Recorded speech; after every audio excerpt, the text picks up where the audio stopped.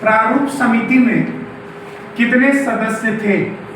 बस मेरा है ऑप्शन में है 6, 5, 7, 3। तो याद रखना है सबसे पहले कि प्रारूप समिति अगर आपसे पूछेगा कितने सदस्य थे तो आपको बता देना है कितने, 7। अब ध्यान से समझना है कि प्रारूप समिति में अध्यक्ष कौन था? बस मेरा है प्रारूप समिति का गठन कब हुआ था? बस मेरा है तो प्रारूप समिति का जो अध्यक्ष थे डॉक्टर भीमराव अंबेडकर। याद रखेंगे कौन थे? डॉक्टर भीमराव। याद रखेंगे कौन थे? अंबेडकर साहब। बस मेरा है प्रारूप समिति के अध्यक्ष कौन थे? तो डॉक्टर भीमराव अंबेडकर।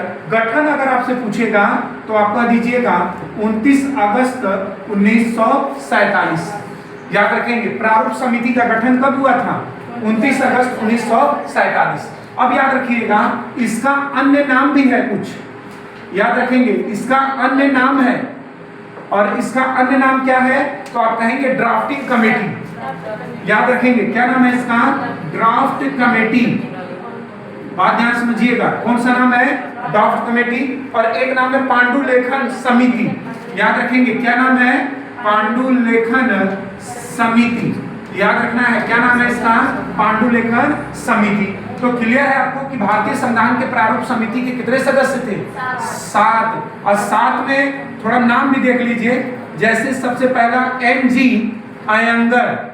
याद रखेंगे पहला नाम क्या था? NG अयंगर। बस मेरा ना दूसरा नाम अलादी कृष्णा स्वामी अय्यर। याद रखेंगे क्या नाम था? अलादी कृष्णा स्वामी अय्यर। याद रखेंगे क्या नाम है? कृष्णा स्वामी अय्यर। और तीसरा नाम है कन्हैया लाल मणिकर अय्यर।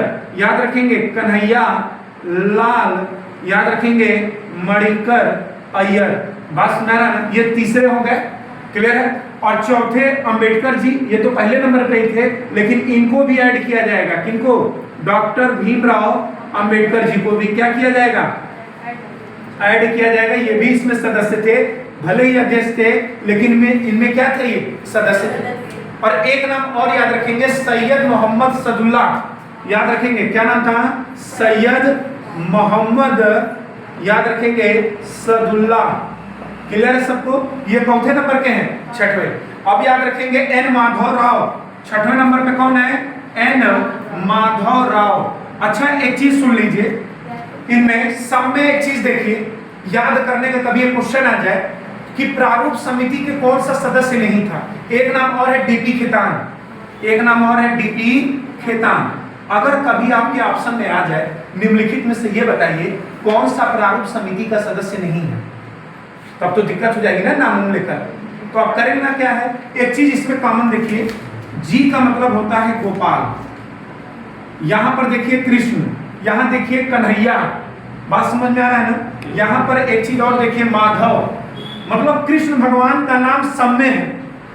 तो ऑप्शन में जान लीजिएगा कि जहां कृष्ण भगवान का नाम सब आ रहा है तो समझिए कि वो है। बात समझ रहा है नहीं? तो सब में देख लीजिए गोपाल, कृष्णा, कन्हैया, माधव। ठीक है? तो प्रारूप समिति के कितने सदस्य हो गए? 7।